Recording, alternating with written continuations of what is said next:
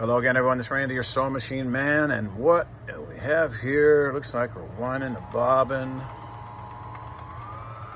that was previously without a bobbin winder because it was broken.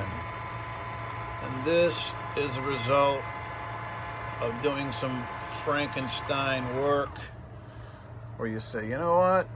I think I have a whole bunch of random bobbin winders around here, and I have a Dremel and a little ingenuity, and let's see if we can't pull the rabbit out of the hat and get Mr. Frankenstein operating. You know, Mr. Frankenstein, he wasn't a handsome guy, but he was functional, and that's what's going on here. We had to make some modifications, because I was thinking, how many bobbin winders do I have from random machines over the years? Well, here's a batch of random bobbin winders, and over here is a batch of random bobbin winder assemblies from every kind of a machine that's, well, 51 years of cranking through machines.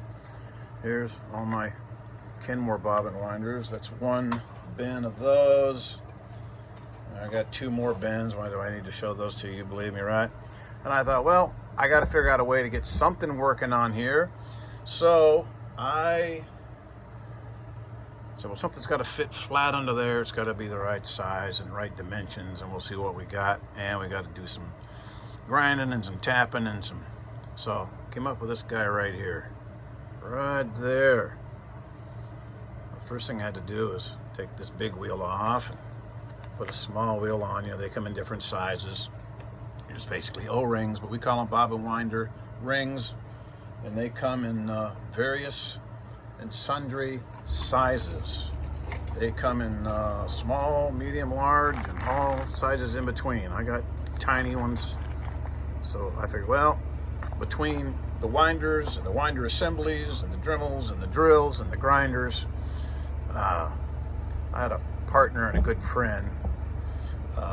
His name was Marshall Love, and Marshall, he never gave up, and he inspired me to say, keep trying, you'll figure out a way to make it work. He was my most influential and best friend, mentor you could ever ask for.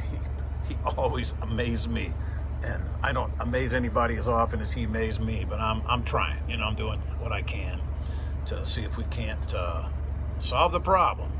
So what we started out with was this guy here, and I was racking my brain to figure out which machine I took it off of, because I don't label these. I just throw them in the drawer in case I need them, because what you see is what you get anyhow.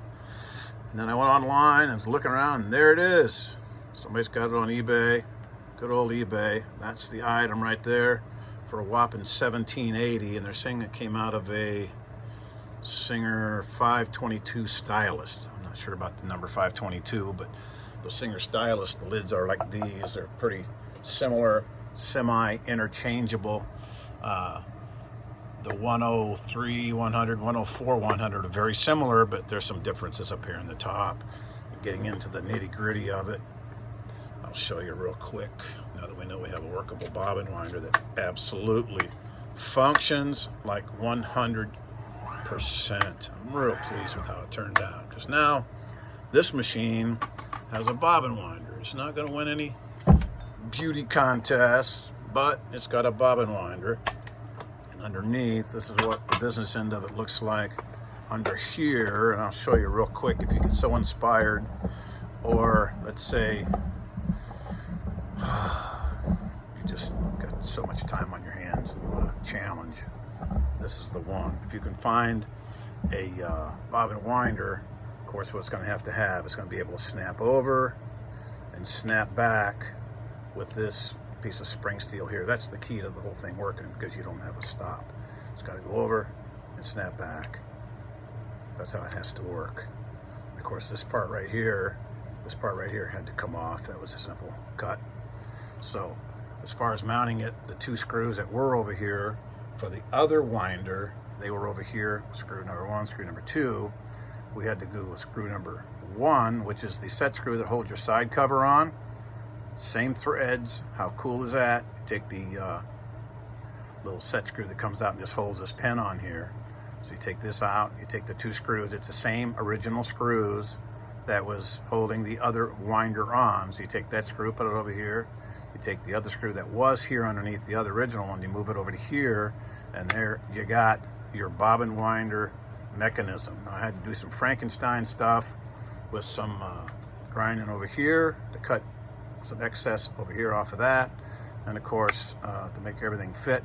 I took inspiration from back in the day when we used to take a car that had a 318 motor that maybe went south, and we'd find a 340 and take it and stick it right in there. Maybe have to do a little fender well modifications, or maybe we had a 383 and we want to put a 440 in it.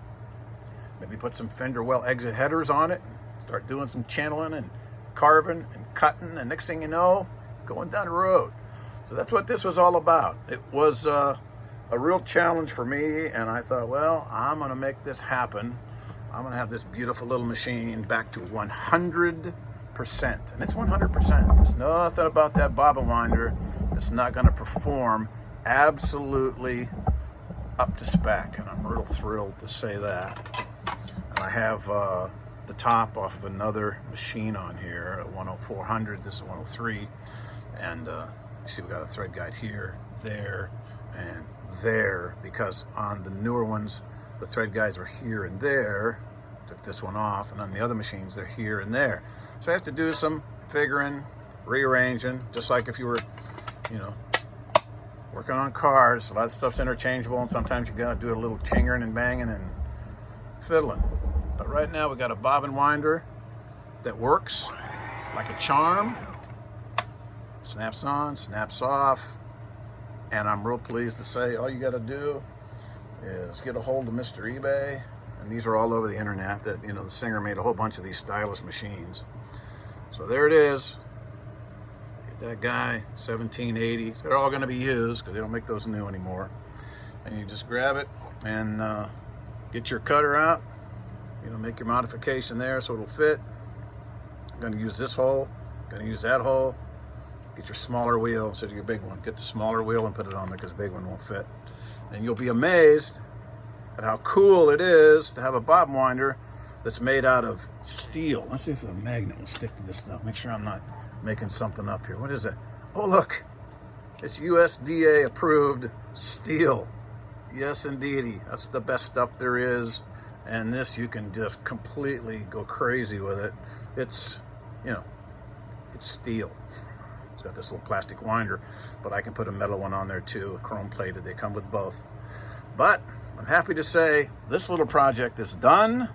I will never do another one as long as I live. If you say, oh, would you just do one for me? There's not enough money in the world for me to make another one. There is, but it's got a comma.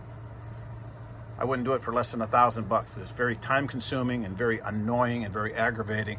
A lot of fabricating. I just did it to prove the point because I just wanted to see if it could be done, and it can be done, but to be done cost effective and economically and profitably, not a chance. So that's how it's done. Don't ask me to make you one. Don't ask me to send you a bobbin winder. They're online, ebay.com. It says from a Singer Stylist 522. It's got to have that flat profile, and you put the small wheel on it. Use your bolts. It's amazing how it can be done. All right? Thanks.